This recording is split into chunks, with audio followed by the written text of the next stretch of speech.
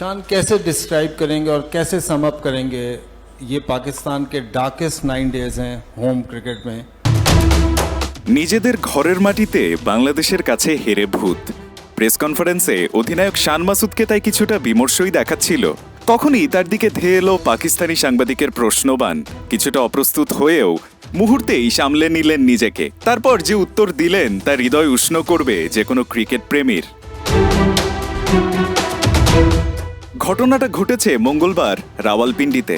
টেস্টে পাকিস্তানকে তাদের ঘরের মাটিতে ধবল ধোলাইয়ের স্বাদ দেয়া টাইগার শিবির তখন উৎসবে ব্যস্ত।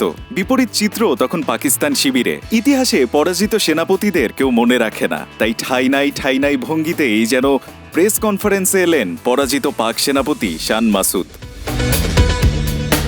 বীরস সাংবাদিক সময় নেননি এক মুহূর্ত, আক্রমণ করে বসলেন শান মাসুদকে। Over a period of 3 decades हमने नहीं देखा कि कभी इस तरह के ऑपोजिशन से पाकिस्तान इतना फ्लैट गया हो। उसका आप कैसे सम अप करेंगे और आप अपनी कैप्टनसी का फ्यूचर कैसे देखते हैं, कीपिंग इन माइंड इंग्लैंड और साउथ अफ्रीका आपका नेक्स्ट ऑपोजिशन है? উত্তরে শান এবার সেই সাংবাদিককে এক হাত নিলেন, নতুন করে সেই সাংবাদিককে শেখালেন শিষ্টাচার। जी जोजी भाई, आई थिंक हम ये नहीं कह सकते इस तरीके की ऑपोजिशन। आई थिंक ऑपोजिशन को रिस्पेक्ट देना चाहिए। उनकी हर ऑपोजिशन की अपनी क्वालिटीज़ होती हैं और बांग्लादेश की ये क्वालिटी थी कि उनका जो डिसिप्लिन था दोनों टेस्ट मैचेस में वो हमसे ज़्यादा था। শানের উত্তর আরেকবার মনে করিয়ে দিয়েছে দিন শেষে ক্রিকেট ভদ্রলোকের খেলা। সাথে সাদা পোশাকের বাংলাদেশ দল কতটা সমীহ আদায় করে নিয়েছে পাকিস্তান দলের কাছে তার আভাসও যেন মিলল তার কথায়।